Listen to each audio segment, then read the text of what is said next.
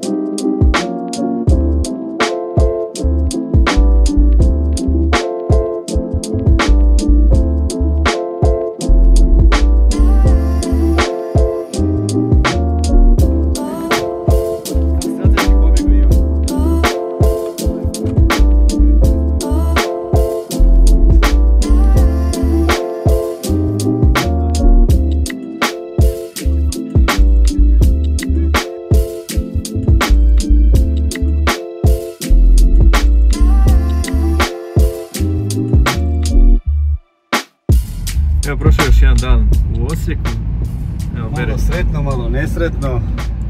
Imali smo par lijepih trenutaka, par umfala. Evo, moja ekstra ide skoro čitava kuća. Naglasak malo skoro. Samo su točkovi otpali. Samo točkovi. Dobro, nije jedini model kojem su danas točkovi otpali, ali dobro je, sve svemu. Pa dobro, meni točkovi, drugom modelu točkovi, Mario slomio ruku na kvadu, ali dobre, dan je bio vrhunski. Popa, cuga, zebancija, ekipa, sve pet. Ekipa, hvala na svemu i eto, do drugog druženja. Pozdrav za sad. Ljudovi, vidimo se, čujemo se, zovite ponovo, mi stižemo.